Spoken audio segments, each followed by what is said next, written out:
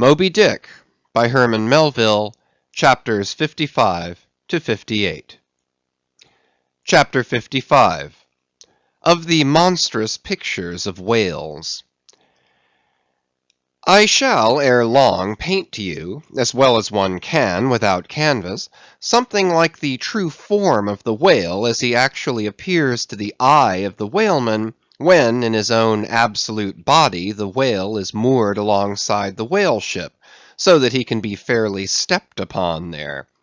It may be worth while, therefore, previously to advert to those curious imaginary portraits of him which, even down to the present day, confidently challenge the faith of the landsman. It is time to set the world right in this matter by proving such pictures of the whale all wrong. It may be that the primal source of all those pictorial delusions will be found among the oldest Hindoo, Egyptian, and Grecian sculptures. For ever since those inventive but unscrupulous times when, on the marble panellings of temples, the pedestals of statues, and on shields, medallions, cups, and coins, the dolphin was drawn in scales of chain armor like Saladin's, and a helmeted head like St. George's, ever since then has something of the same sort of license prevailed, not only in most popular pictures of the whale, but in many scientific presentations of him.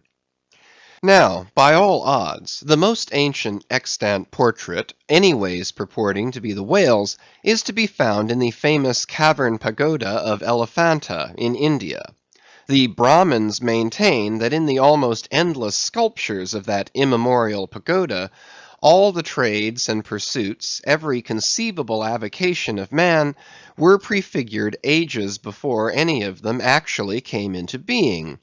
No wonder, then, that in some sort our noble profession of whaling should have been there shadowed forth. The Hindoo whale referred to occurs in a separate department of the wall, depicting the incarnation of Vishnu in the form of Leviathan, learnedly known as the Matsya Avatar. But though this sculpture is half man and half whale, so as only to give the tail of the latter, yet that small section of him is all wrong. It looks more like the tapering tail of an anaconda than the broad palms of the true whale's majestic flukes. But go to the old galleries, and look now at a great Christian painter's portrait of this fish, for he succeeds no better than the antediluvian Hindoo. It is Guido's picture of Perseus rescuing Andromeda from the sea monster or whale. Where did Guido get the model of such a strange creature as that? Nor does Hogarth, in painting the same scene in his own Perseus Descending, make out one whit better. The huge corpulence of that Hogarthian monster undulates on the surface, scarcely drawing 1 inch of water. It has a sort of howdah on its back, and its distended, tusked mouth into which the billows are rolling might be taken for the Traitor's Gate leading from the Thames by water into the Tower. Then there are the Prodromus whales of old Scotch Sibbald, and Jonah's whale as depicted in the prints of old Bibles and the cuts of old primers. What shall be said of these? As for the bookbinder's whale, winding like a vine-stalk round the stock of a descending anchor, as stamped and gilded on the backs and title pages of many books, both old and new, that is a very picturesque but purely fabulous creature, imitated, I take it, from like figures on antique vases. Though universally denominated a dolphin, I nevertheless call this bookbinder's fish an attempt at a whale, because it was so intended when the device was first introduced. It was introduced by an old Italian publisher somewhere about the 15th century, during the revival of learning, and in those days, and even down to a comparatively late period, dolphins were popularly supposed to be a species of the Leviathan. In the vignettes and other embellishments of some ancient books, you will at times meet with very curious touches at the whale, where all manner of spouts, jets d'eau, Hot springs and cold, Saratoga and Baden-Baden, come bubbling up from his unexhausted brain. In the title page of the original edition of the Advancement of Learning, you will find some curious whales. But quitting all these unprofessional attempts, let us glance at those pictures of Leviathan purporting to be sober, scientific delineations by those who know.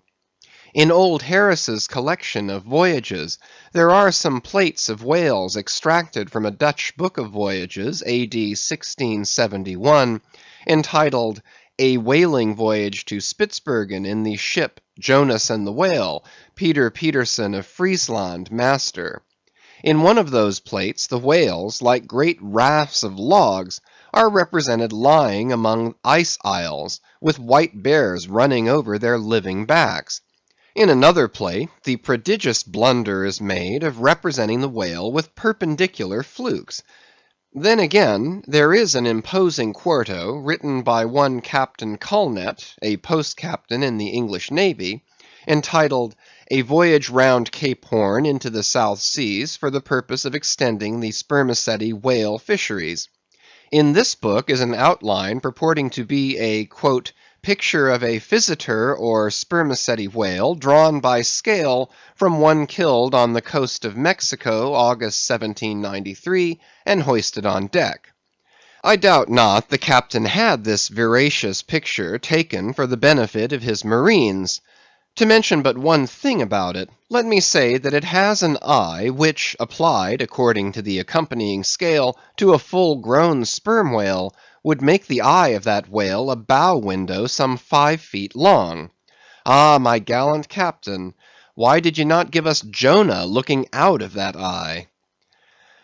Nor are the most conscientious compilations of natural history for the benefit of the young and tender free from the same heinousness of mistake.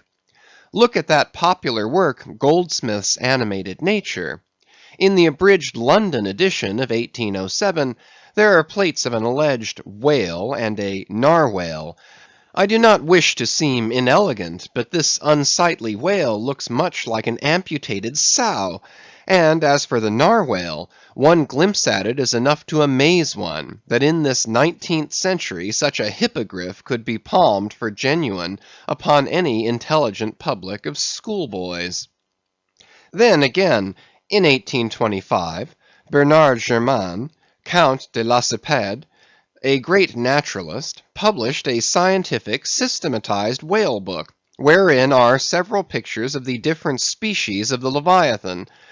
All these are not only incorrect, but the picture of the Mysticetus or Greenland whale, that is to say the right whale, even Scoresby, a long experienced man as touching that species, declares not to have its counterpart in nature.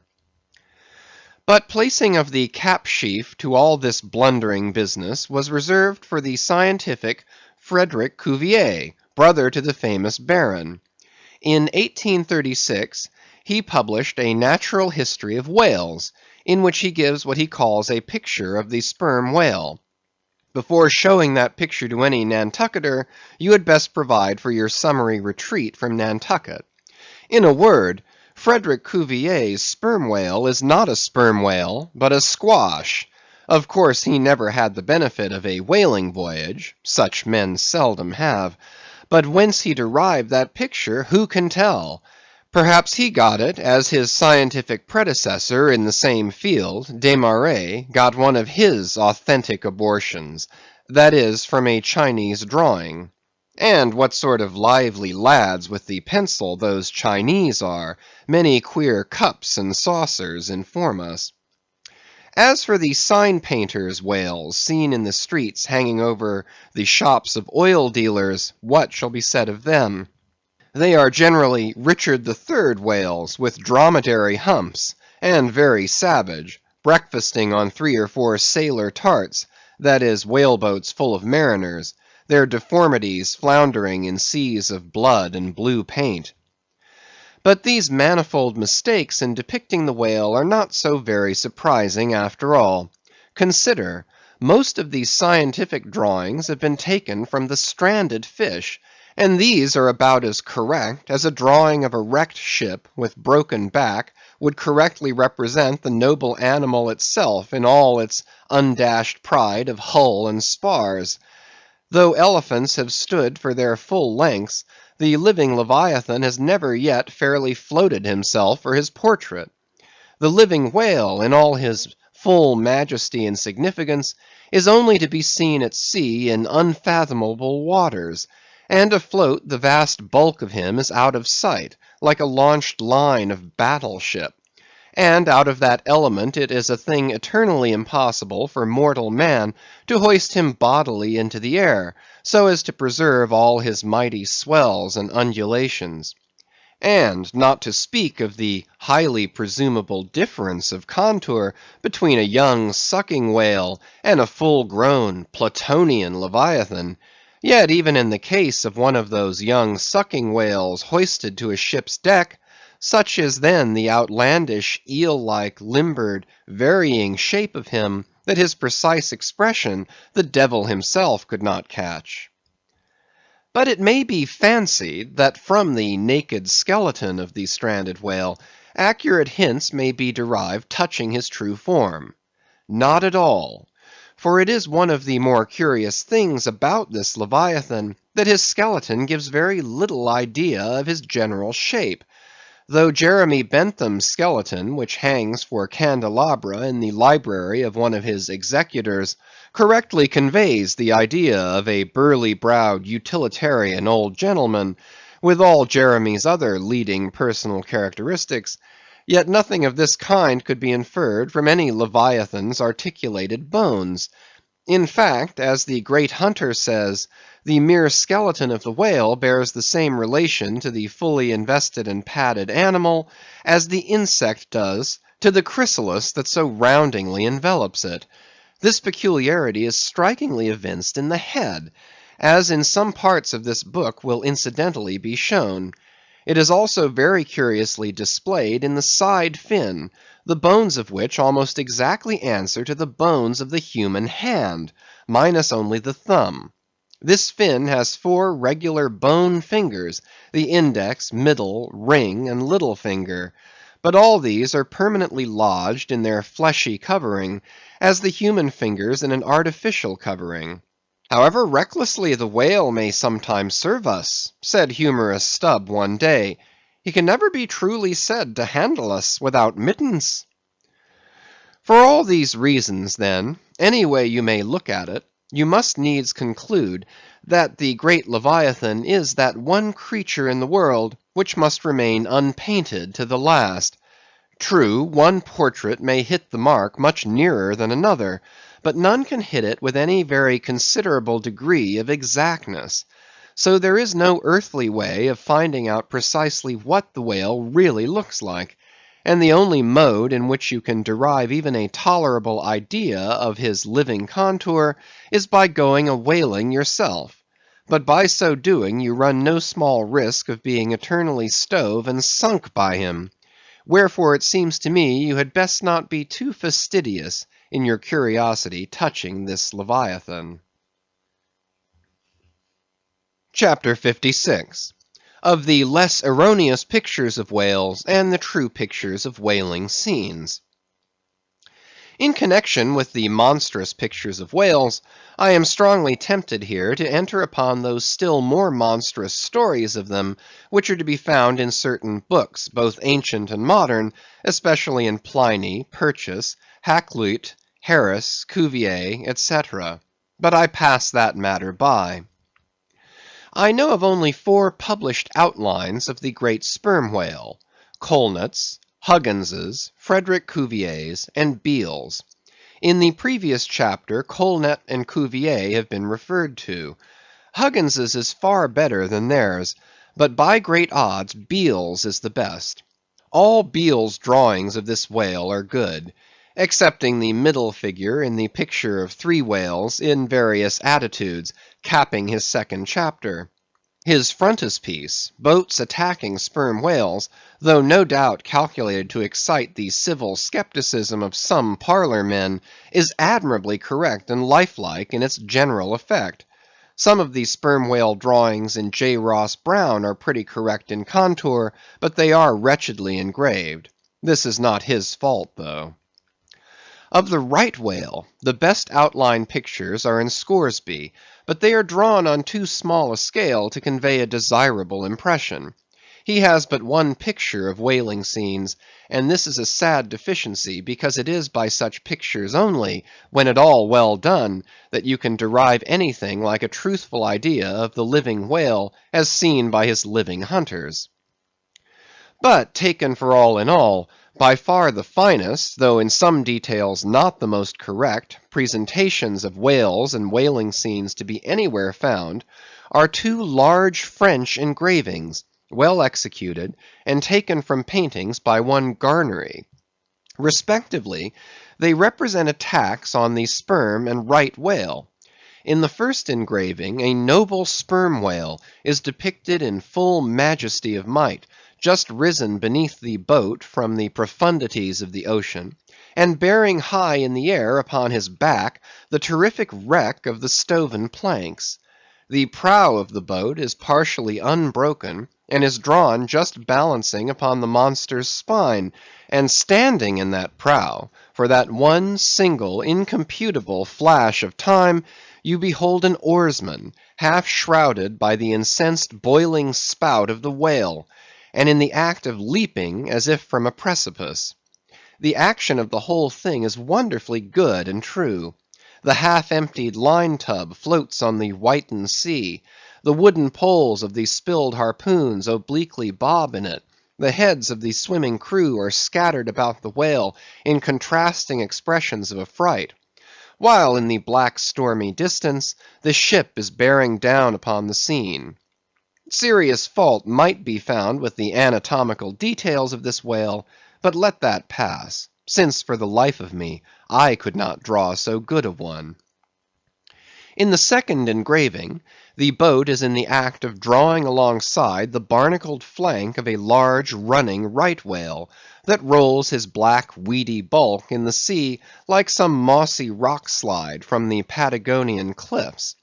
His jets are erect, full, and black like soot, so that from so abounding a smoke in the chimney, you would think that there must be a brave supper cooking in the great bowels below.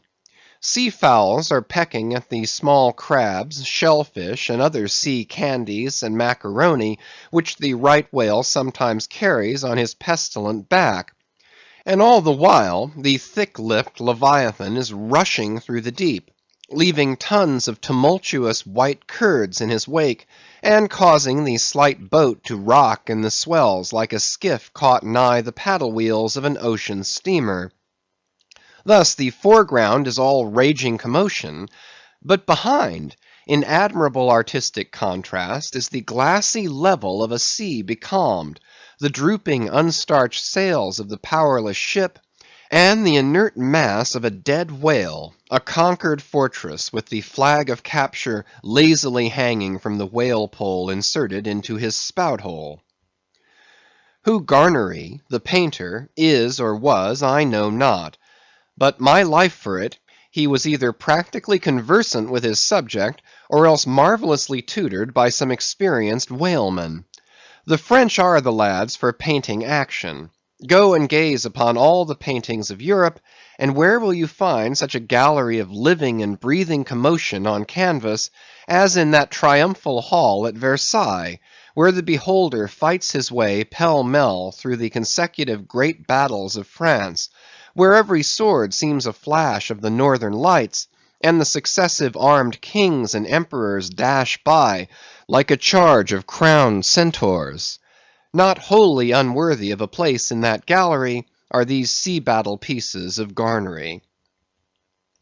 The natural aptitude of the French for seizing the picturesqueness of things seems to be peculiarly evinced in what paintings and engravings they have of their whaling scenes. With not 1/10 of England's experience in the fishery, and not the 1,000th part of that of the Americans, they have nevertheless furnished both nations with the only finished sketches at all capable of conveying the real spirit of the whale hunt. For the most part, the English and American whale draftsmen seem entirely content with presenting the mechanical outline of things, such as the vacant profile of the whale, which, so far as picturesqueness of effect is concerned, is about tantamount to sketching the profile of a pyramid.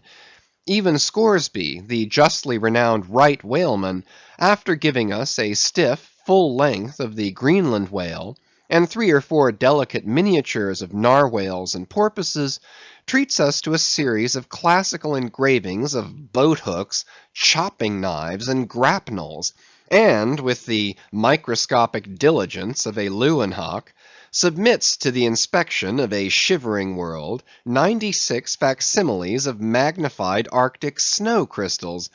I mean no disparagement to the excellent voyager. I honor him for a veteran. But in so important a matter, it was certainly an oversight not to have procured for every crystal a sworn affidavit taken before a Greenland justice of the peace.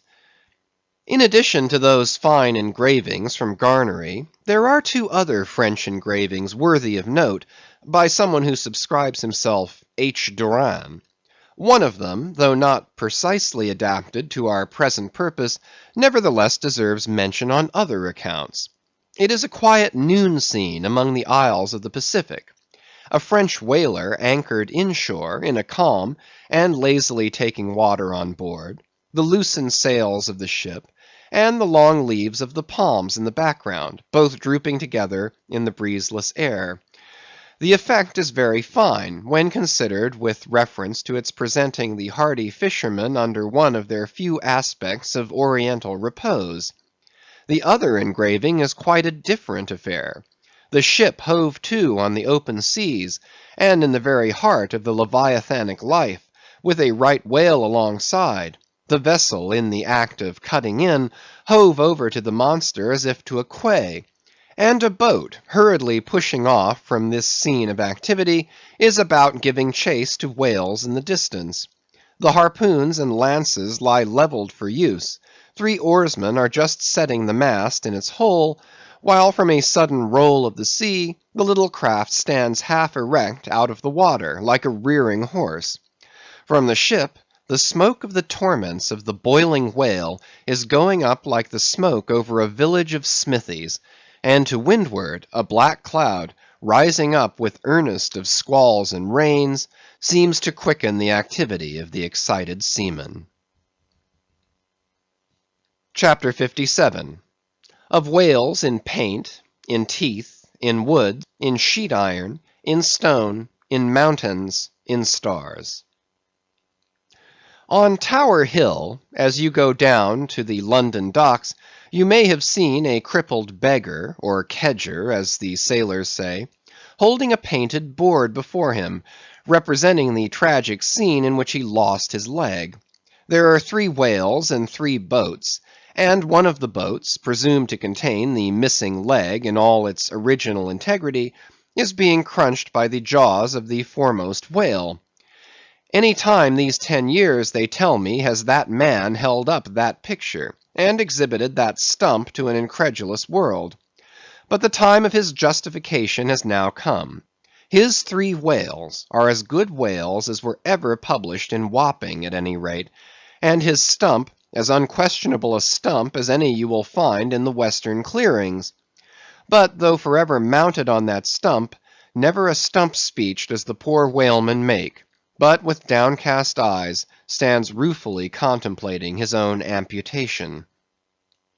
Throughout the Pacific, and also in Nantucket and New Bedford and Sag Harbor, you will come across lively sketches of whales and whaling scenes, graven by the fishermen themselves on sperm whale teeth, or ladies' busks wrought out of the right whalebone, or other like scrimshander articles, as the whalemen call the numerous little ingenious contrivances they elaborately carve out of the rough material in their hours of ocean leisure. Some of them have little boxes of dentistical-looking implements, specially intended for the scrimshandering business. But in general they toil with their jackknives alone, And with that almost omnipotent tool of the sailor, they will turn you out anything you please, in the way of a mariner's fancy. Long exile from Christendom and civilization inevitably restores a man to that condition in which God placed him, i.e., what is called savagery. Your true whale hunter is as much a savage as an Iroquois.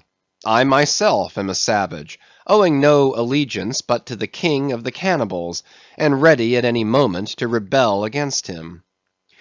Now, one of the peculiar characteristics of the savage, in his domestic hours, is his wonderful patience of industry. An ancient Hawaiian war club or spear paddle, in its full multiplicity and elaboration of carving, is as great a trophy of human perseverance as a Latin lexicon. For with but a bit of broken sea-shell or a shark's tooth, that miraculous intricacy of wooden network has been achieved, and it has cost steady years of steady application. As with the Hawaiian savage, so with the whale sailor savage. With the same marvelous patience, and with the same single shark's tooth of his one poor jackknife, he will carve you a bit of bone sculpture, not quite as workmanlike, but as close packed in its maziness of design as the Greek savage Achilles' shield, and full of barbaric spirit and suggestiveness as the prints of that fine old Dutch savage, Albrecht Dürer. Wooden whales, or whales cut in profile out of the small dark slabs of the noble South Sea warwood, are frequently met with in the forecastles of American whalers. Some of them are done with much accuracy. At some old gable-roofed country houses you will see brass whales, hung by the tail for knockers to the roadside door. When the porter is sleepy, the anvil-headed whale would be best. But these knocking whales are seldom remarkable as faithful essays. On the spires of some old-fashioned churches you will see sheet-iron whales, placed there for weathercocks, but they are so elevated, and besides that are to all intents and purposes so labelled with hands off, you cannot examine them closely enough to decide upon their merit. In bony, ribby regions of the earth, where at the base of high broken cliffs masses of rock lie strewn in fantastic groupings upon the plain, you will often discover images as of the petrified forms of the Leviathan partly merged in grass, which of a windy day breaks against them in a surf of green surges. Then again, in mountainous countries, where the traveller is continually girdled by amphitheatrical heights, here and there, from some lucky point of view, you will catch passing glimpses of the profiles of whales defined along the undulating ridges. But you must be a thorough whaleman to see these sights; and not only that, but if you wish to return to such a sight again, you must be sure and take the exact intersecting latitude and longitude of your first standpoint; else so chance-like are such observations of the hills, that your precise previous standpoint would require a laborious rediscovery, like the Saloma Islands, which still remain incognita, though once high-ruffed Medana trod them, and old Figuera chronicled them. Nor, when expandingly lifted by your subject, can you fail to trace out great whales in the starry heavens, and boats in pursuit of them, as when, long filled with thoughts of war, the Eastern nations saw armies locked in battle among the clouds. Thus at the north have I chased Leviathan round and round the pole, with the revolutions of the bright points that first defined him to me. And beneath the effulgent Antarctic skies I have boarded the Argo Navis, and joined the chase against the starry Cetus, far beyond the utmost stretch of Hydrus and the flying fish. With a frigate's anchors for my bridle bits, and fasces of harpoons for spurs, would I could mount that whale, and leap the topmost skies, to see whether the fabled heavens, with all their countless tents, really lie encamped beyond my mortal sight. Chapter 58. Brit. Steering north-eastward from the Crozettes, we fell in with vast meadows of brit, the minute yellow substance upon which the right whale largely feeds. For leagues and leagues it undulated round us, so that we seemed to be sailing through boundless fields of ripe and golden wheat. On the second day, numbers of right whales were seen, who, secure from the attack of a sperm whaler like the Pequod, with open jaws sluggishly swam through the brit, which, adhering to the fringing fibres of that wondrous Venetian blind in their mouths, was in that manner separated from the water that escaped at the lip. As morning mowers, who side by side slowly and seethingly advance their scythes through the long wet grass of marshy meads, even so these monsters swam, making a strange grassy cutting sound, and leaving behind them endless swaths of blue upon the yellow sea.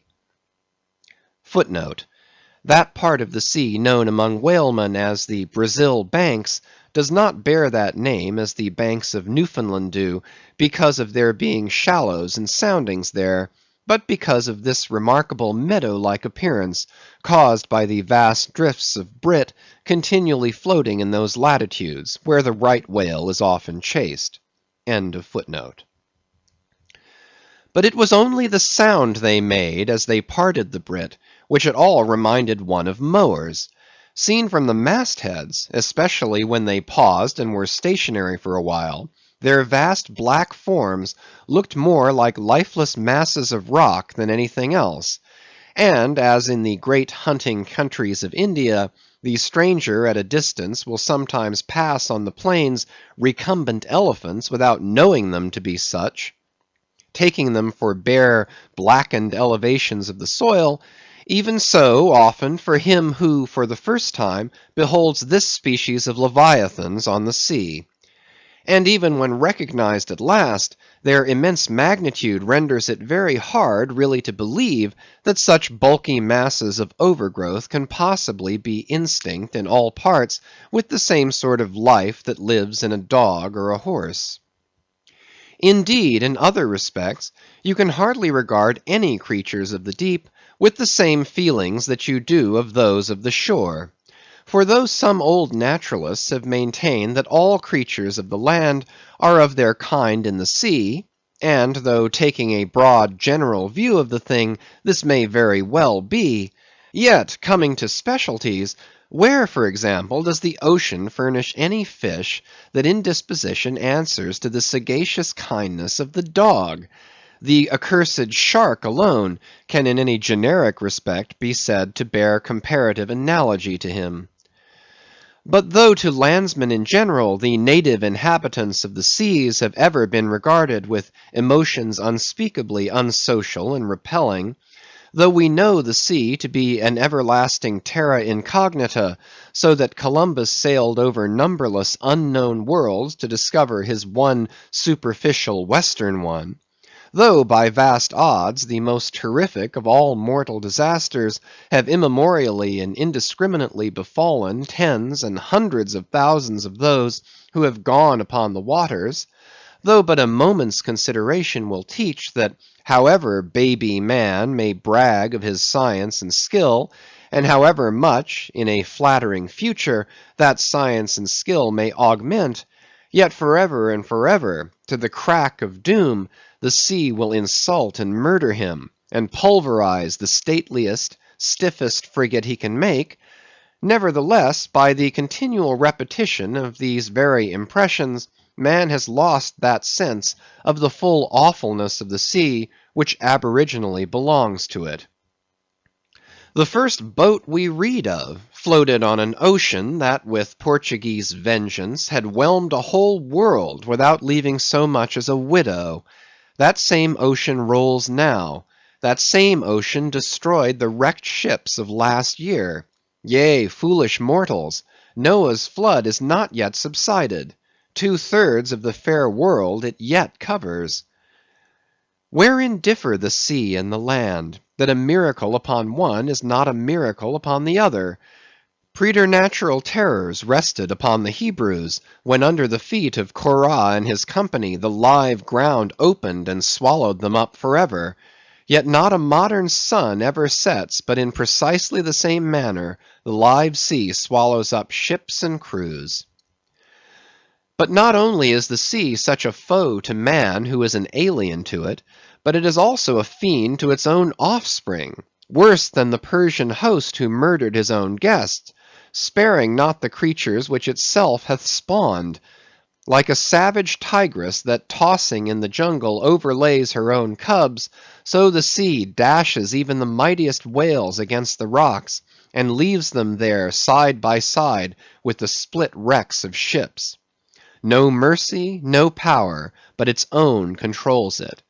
Panting and snorting like a mad battle steed that has lost its rider, the masterless ocean overruns the globe. Consider the subtleness of the sea, how its most dreaded creatures glide under water, unapparent for the most part, and treacherously hidden beneath the loveliest tints of azure. Consider also the devilish brilliance and beauty of many of its most remorseless tribes, as the dainty embellished shape of many species of sharks. Consider once more the universal cannibalism of the sea, all whose creatures prey upon each other, carrying on eternal war since the world began. Consider all this, and then turn to this green, gentle, and most docile earth. Consider them both, the sea and the land, and do you not find a strange analogy to something in yourself? For as this appalling ocean surrounds the verdant land, so in the soul of man there lies one insular Tahiti, full of peace and joy, but encompassed by all the horrors of the half-known life. God keep thee. Push not off from that isle. Thou canst never return. End of chapters 55 to 58. Moby Dick by Herman Melville, chapters 59 to 63. Chapter 59. Squid. Slowly wading through the meadows of Brit, the Pequod still held on her way northeastward towards the island of Java, a gentle air impelling her keel, so that in the surrounding serenity her three tall tapering masts mildly waved to that languid breeze, as three mild palms on a plain. And still, at wide intervals in the silvery night, the lonely, alluring jet would be seen.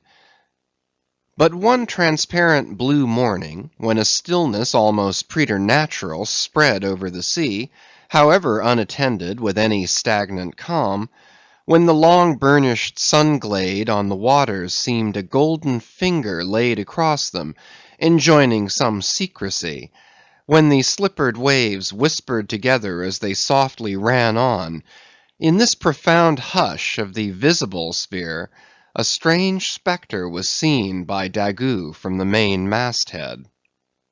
In the distance a great white mass lazily rose, and rising higher and higher, and disentangling itself from the azure, at last gleamed before our prow like a snow-slide, new slid from the hills.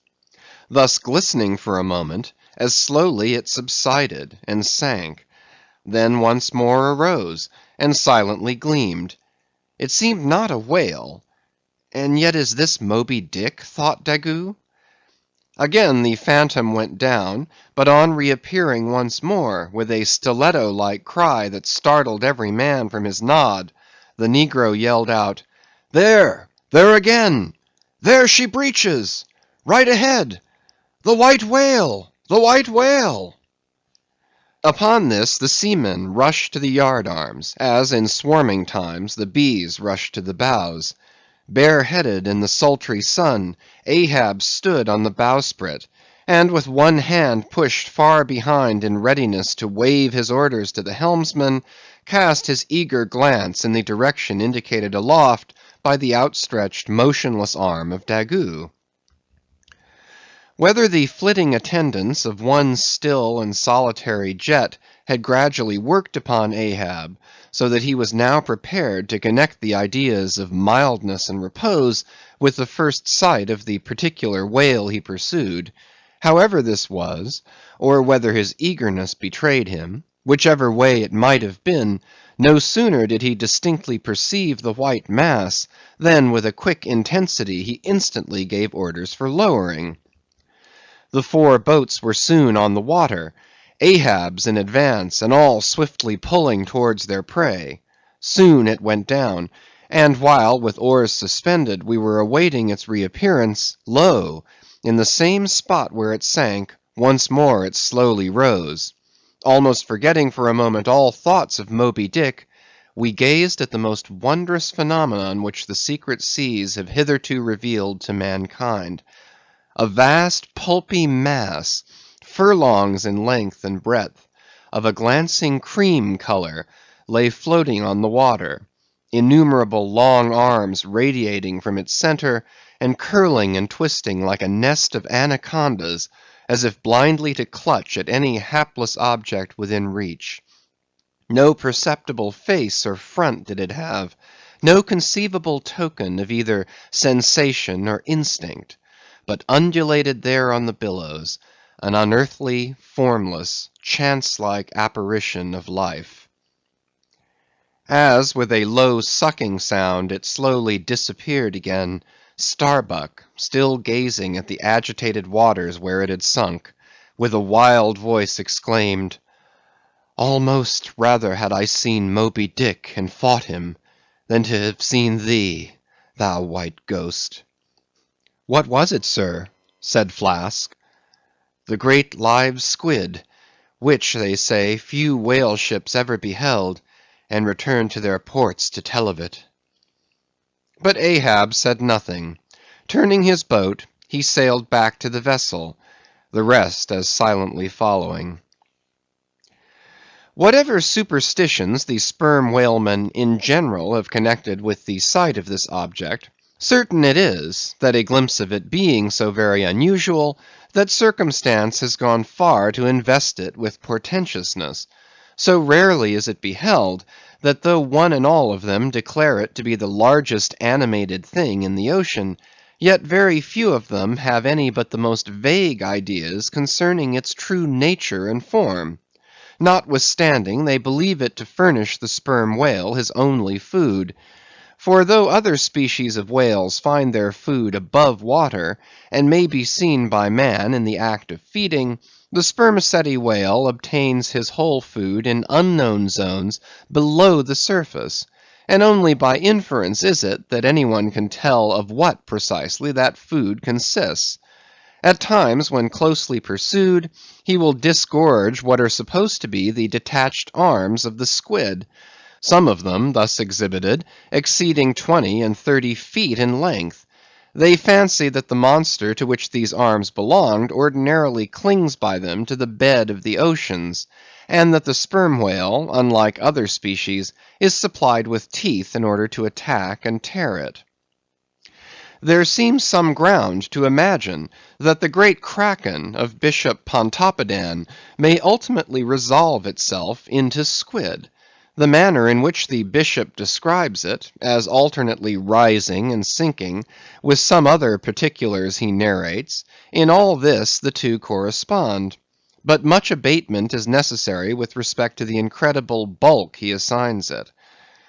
By some naturalists who have vaguely heard rumors of the mysterious creature here spoken of, it is included among the class of cuttlefish, to which, indeed, in certain external respects it would seem to belong, but only as the anak of the tribe. Chapter 60. The Line. With reference to the whaling scene shortly to be described, as well as for the better understanding of all similar scenes elsewhere presented, I have here to speak of the magical, sometimes horrible, whale line. The line originally used in the fishery was of the best hemp, slightly vapored with tar, not impregnated with it, as in the case of ordinary ropes. For while tar, as ordinarily used, makes the hemp more pliable to the rope maker, and also renders the rope itself more convenient to the sailor for common ship use, yet not only would the ordinary quantity too much stiffen the whale line for the close coiling to which it must be subjected, but as most seamen are beginning to learn, tar in general by no means adds to the rope's durability or strength, however much it may give it compactness and gloss. Of late years, the Manila rope has, in the American fishery, almost entirely superseded hemp as a material for whale lines; for though not so durable as hemp, it is stronger and far more soft and elastic, and I will add, since there is an aesthetics in all things, is much more handsome and becoming to the boat than hemp. Hemp is a dusky, dark fellow, a sort of Indian, but Manila is as a golden-haired Circassian to behold. The whale line is only 2/3 of an inch in thickness. At first sight you would not think it so strong as it really is. By experiment, its 1 in 50 yarns will each suspend a weight of 120 pounds, so that the whole rope will bear a strain nearly equal to 3 tons. In length, the common sperm whale line measures something over 200 fathoms. Towards the stern of the boat it is spirally coiled away in the tub, not like the worm pipe of a still though, but so as to form one round cheese-shaped mass of densely bedded sheaves or layers of concentric spiralizations, without any hollow but the heart, or minute vertical tube formed at the axis of the cheese. As the least tangle or kink in the coiling would, in running out, infallibly take somebody's arm, leg, or entire body off, the utmost precaution is used in stowing the line in its tub. Some harpooneers will consume almost an entire morning in this business, carrying the line high aloft, and then reeving it downward through a block towards the tub, so as in the act of coiling to free it from all possible wrinkles and twists. In the English boats, 2 tubs are used instead of 1, the same line being continuously coiled in both tubs. There is some advantage in this, because these twin tubs being so small, they fit more readily into the boat, and do not strain it so much; whereas the American tub, nearly 3 feet in diameter, and of proportionate depth, makes a rather bulky freight for a craft whose planks are but 1/2 inch in thickness; for the bottom of the whale boat is like critical ice, which will bear up under a considerable distributed weight, but not very much of a concentrated one. When the painted canvas cover is clapped on the American line tub, the boat looks as if it were pulling off with a prodigious great wedding cake to present to the whales. Both ends of the line are exposed, the lower end terminating in an eye-splice or loop coming up from the bottom against the side of the tub, and hanging over its edge completely disengaged from everything. This arrangement of the lower end is necessary on 2 accounts. First, in order to facilitate the fastening to it of an additional line from a neighboring boat, in case the stricken whale should sound so deep as to threaten to carry off the entire line originally attached to the harpoon. In these instances, the whale, of course, is shifted like a mug of ale, as it were, from one boat to the other, though the first boat always hovers at hand to assist its consort. Second, this arrangement is indispensable for common safety's sake; for were the lower end of the line in any way attached to the boat, and were the whale then to run the line out to the end, almost in a single smoking minute as he sometimes does, he would not stop there, for the doomed boat would infallibly be dragged down after him into the profundity of the sea, and in that case no town crier would ever find her again. Before lowering the boat for the chase, the upper end of the line is taken aft from the tub, and passing round the loggerhead there, is again carried forward the entire length of the boat, resting crosswise upon the loom or handle of every man's oar, so that it jogs against his wrist in rowing, and also passing between the men, as they alternately sit at the opposite gunwales, to the leaded chocks or grooves in the extreme pointed prow of the boat, where a wooden pin or skewer the size of a common quill prevents it from slipping out. From the chocks it hangs in a slight festoon over the bows, and is then passed inside the boat again, and some 10 or 20 fathoms, called box line, being coiled upon the box in the bows, it continues its way to the gunwale still a little further aft, and is then attached to the short warp, the rope which is immediately connected with the harpoon. But previous to that connection, the short warp goes through sundry mystifications too tedious to detail. Thus the whale line folds the whole boat in its complicated coils, twisting and writhing around it in almost every direction. All the oarsmen are involved in its perilous contortions, so that to the timid eye of the landsman they seem as Indian jugglers, with the deadliest snakes sportively festooning their limbs. Nor can any son of mortal woman for the first time seat himself amid those hempen intricacies, and while straining his utmost at the oar, bethink him that at any unknown instant the harpoon may be darted, and all these horrible contortions be put into play like ringed lightnings. He cannot be thus circumstanced without a shudder that makes the very marrow in his bones to quiver in him like a shaken jelly. Yet habit, strange thing, what cannot habit accomplish?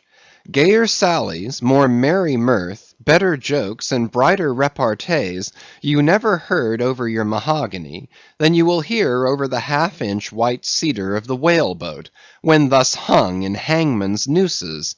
And like the 6 burghers of Calais before King Edward, the 6 men composing the crew pull into the jaws of death with a halter around every neck, as you may say. Perhaps a very little thought will now enable you to account for those repeated whaling disasters, some few of which are casually chronicled, of this man or that man being taken out of the boat by the line and lost. For when the line is darting out, to be seated then in the boat is like being seated in the midst of the manifold whizzings of a steam engine in full play, when every flying beam and shaft and wheel is grazing you. It is worse, for you cannot sit motionless in the heart of these perils, because the boat is rocking like a cradle, and you are pitched one way and the other, without the slightest warning, and only by a certain self-adjusting buoyancy and simultaneousness of volition and action can you escape being made a Mazeppa of, and run away with where the all-seeing sun himself could never pierce you out. Again, as the profound calm, which only apparently precedes and prophesies of the storm, is perhaps more awful than the storm itself, for indeed the calm is but the wrapper and envelope of the storm, and contains it in itself, as the seemingly harmless rifle holds the fatal powder and the ball and the explosion, so the graceful repose of the line, as it silently serpentines about the oarsman before being brought into actual play, this is a thing which carries more of true terror than any other aspect of this dangerous affair. But why say more? All men live enveloped in whale lines. All are born with halters round their necks.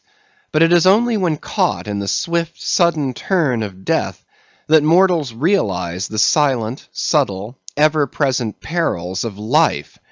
And if you be a philosopher, though seated in a whale-boat, you would not at heart feel one whit more of terror than though seated before your evening fire with a poker and not a harpoon by your side. Chapter 61. Stubb kills a whale.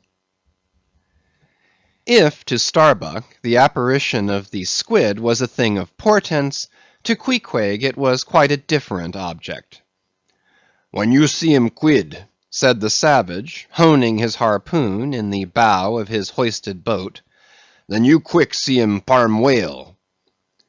The next day was exceedingly still and sultry, and with nothing special to engage them, the Pequod's crew could hardly resist the spell of sleep induced by such a vacant sea.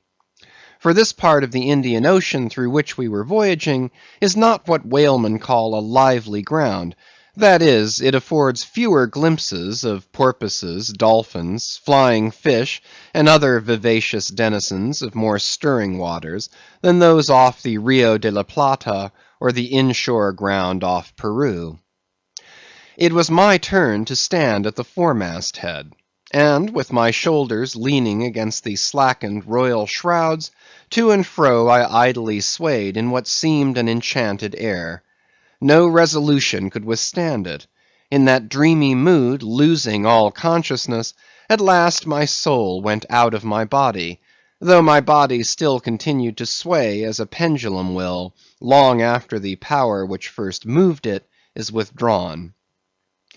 Ere forgetfulness altogether came over me, I had noticed that the seamen at the main and mizzen mast heads were already drowsy; so that at last all three of us lifelessly swung from the spars; and for every swing that we made, there was a nod from below from the slumbering helmsman. The waves, too, nodded their indolent crests; and across the wide trance of the sea, east nodded to west, and the sun over all. Suddenly bubbles seemed bursting beneath my closed eyes; like vices my hands grasped the shrouds; some invisible, gracious agency preserved me; with a shock I came back to life; and lo! close under our lee, not 40 fathoms off, a gigantic sperm whale lay rolling in the water like the capsized hull of a frigate, his broad glossy back, of an Ethiopian hue, glistening in the sun's rays like a mirror. But lazily undulating in the trough of the sea, and ever and anon tranquilly spouting his vapory jet, the whale looked like a portly burgher smoking his pipe of a warm afternoon. But that pipe, poor whale, was thy last. As if struck by some enchanter's wand, the sleepy ship and every sleeper in it all at once started into wakefulness; and more than a score of voices from all parts of the vessel, simultaneously with the 3 notes from aloft, shouted forth the accustomed cry, as the great fish slowly and regularly spouted the sparkling brine into the air.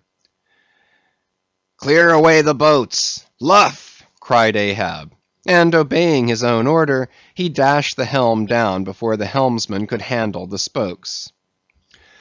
The sudden exclamations of the crew must have alarmed the whale, and ere the boats were down, majestically turning, he swam away to the leeward; but with such a steady tranquillity, and making so few ripples as he swam, that thinking after all he might not as yet be alarmed, Ahab gave orders that not an oar should be used, and no man must speak but in whispers.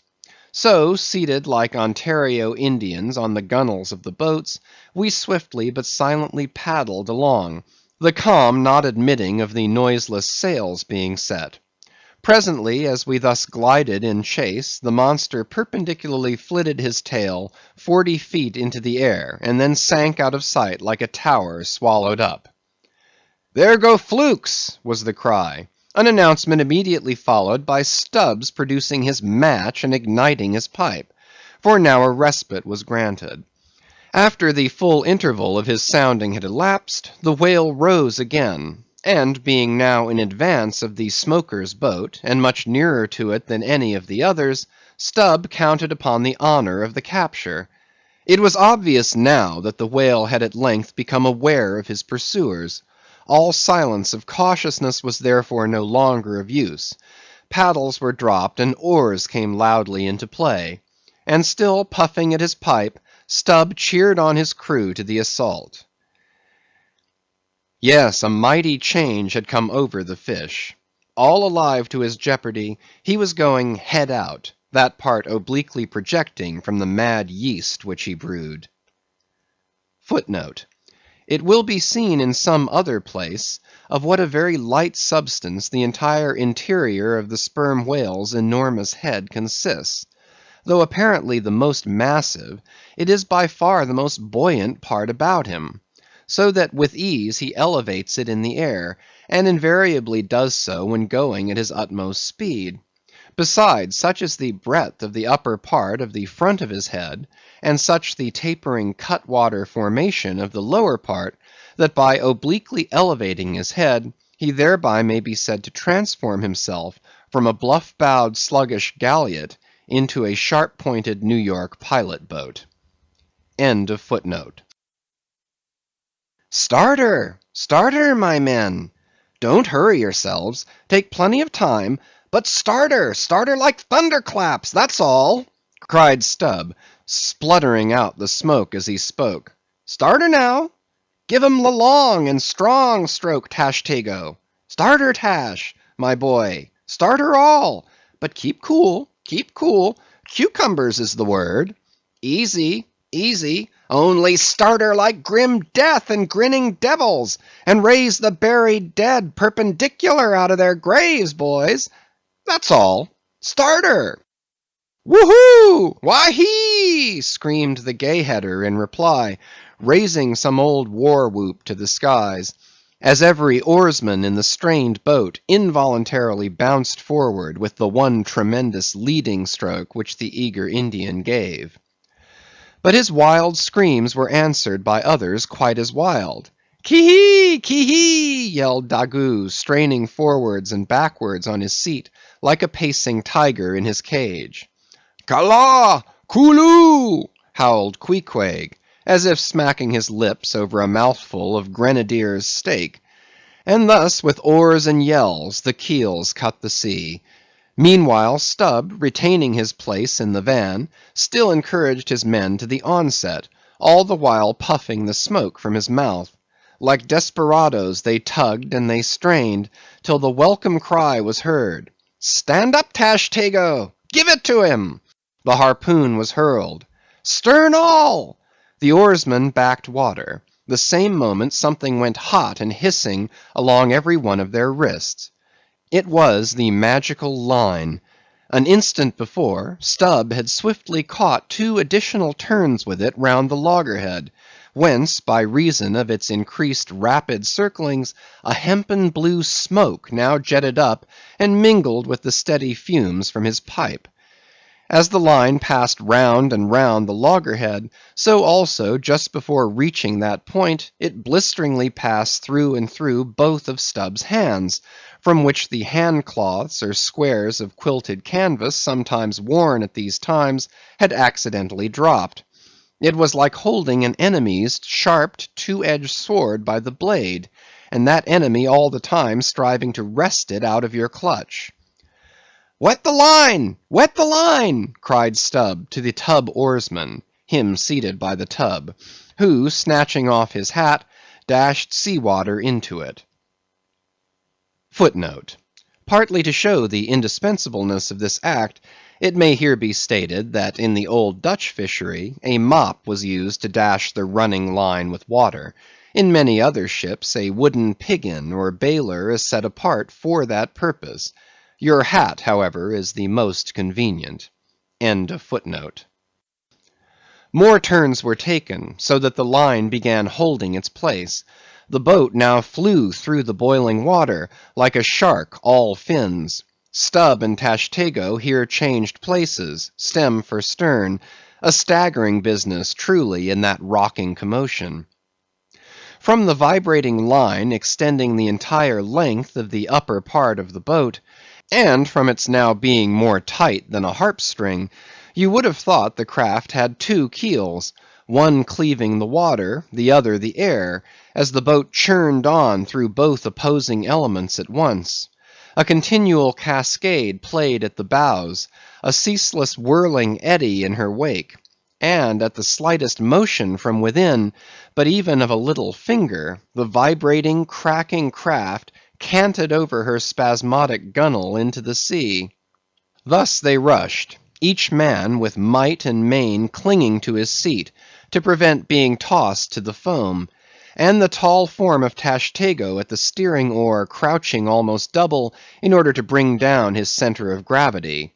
Whole Atlantics and Pacifics seemed past as they shot on their way, till at length the whale somewhat slackened his flight. "Haul in! Haul in!" cried Stubb to the bowsman, and facing round towards the whale, all hands began pulling the boat up to him, while yet the boat was being towed on.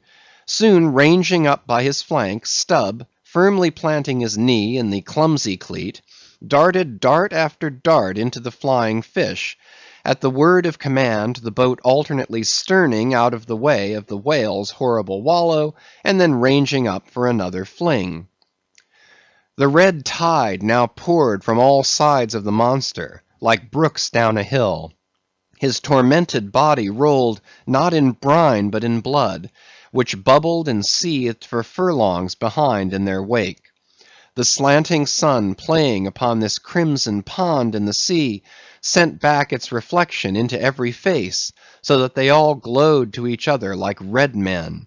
And all the while, jet after jet of white smoke was agonizingly shot from the spiracle of the whale, and vehement puff after puff from the mouth of the excited headsman, as at every dart, hauling in upon his crooked lance, by the line attached to it, Stubb straightened it again and again, by a few rapid blows against the gunwale, and then again and again sent it into the whale. "Pull up! Pull up!" he now cried to the bowsman, as the waning whale relaxed in his wrath. "Pull up! Close to!" and the boat ranged along the fish's flank. When reaching far over the bow, Stubb slowly churned his long sharp lance into the fish, and kept it there, carefully churning and churning, as if cautiously seeking to feel after some gold watch that the whale might have swallowed, and which he was fearful of breaking ere he could hook it out. But that gold watch he sought was the innermost life of the fish. And now it is struck, for starting from his trance into that unspeakable thing called his flurry, the monster horribly wallowed in his blood, overwrapped himself in impenetrable, mad, boiling spray, so that the imperiled craft, instantly dropping astern, had much ado blindly to struggle out from that frenzied twilight into the clear air of day. And now, abating in his flurry, the whale once more rolled out into view, surging from side to side, spasmodically dilating and contracting his spout hole, with sharp, cracking, agonized respirations. At last, gush after gush of clotted red gore, as if it had been the purple lees of red wine, shot into the frighted air, and falling back again, ran dripping down his motionless flanks into the sea. His heart had burst. "He's dead, Mr. Stubb," said Tashtego. "Yes, both pipes smoked out." And withdrawing his own from his mouth, Stubb scattered the dead ashes over the water, and for a moment stood thoughtfully eyeing the vast corpse he had made. Chapter 62. The Dart.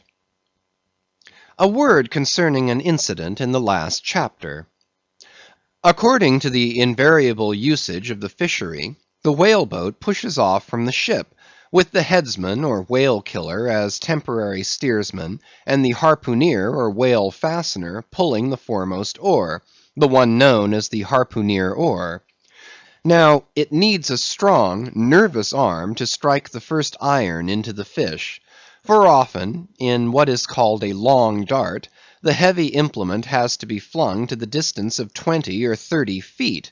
But however prolonged and exhausting the chase, the harpooneer is expected to pull his oar meanwhile to the uttermost. Indeed, he is expected to set an example of superhuman activity to the rest, not only by incredible rowing, but by repeated loud and intrepid exclamations. And what it is to keep shouting at the top of one's compass, while all the other muscles are strained and half started, what that is, none know but those who have tried it. For one, I cannot bawl very heartily and work very recklessly at one and the same time. In this straining, bawling state, then, with his back to the fish, All at once the exhausted harpooneer hears the exciting cry, "Stand up and give it to him." He now has to drop and secure his oar, turn round on his centre half-way, seize his harpoon from the crotch, and with what little strength may remain, he essays to pitch it somehow into the whale. No wonder, taking the whole fleet of whalemen in a body, that out of 50 fair chances for a dart, not 5 are successful. No wonder that so many hapless harpooneers are madly cursed and disrated. No wonder that some of them actually burst their blood vessels in the boat. No wonder that some sperm whalemen are absent 4 years with 4 barrels. No wonder that to many ship owners whaling is but a losing concern. For it is the harpooneer that makes the voyage, and if you take the breath out of his body, how can you expect to find it there when most wanted?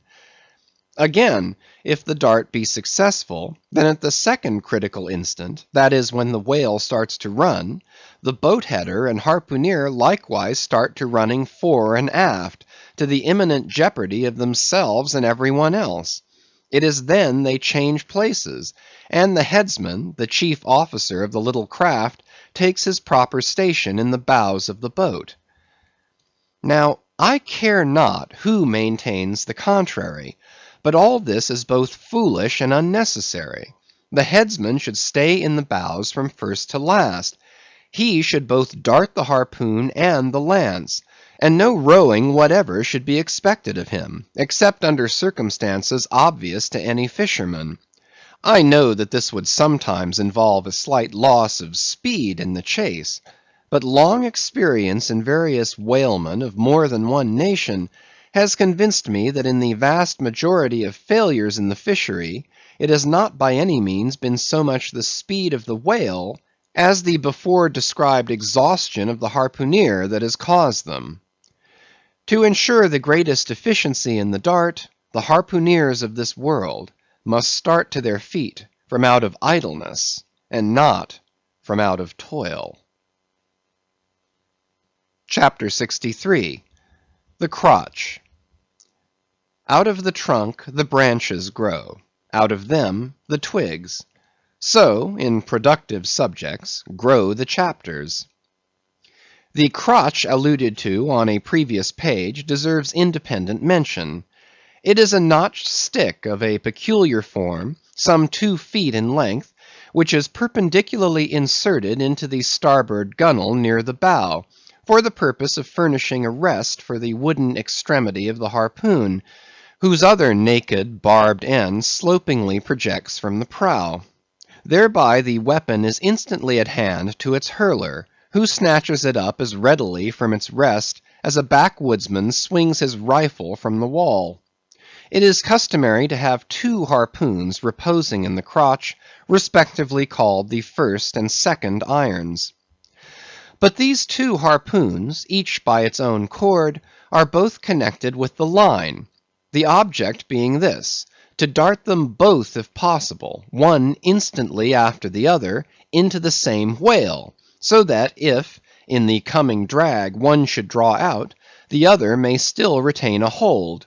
It is a doubling of the chances. But it very often happens that owing to the instantaneous, violent, convulsive running of the whale upon receiving the first iron, it becomes impossible for the harpooneer, however lightning-like in his movements, to pitch the second iron into him.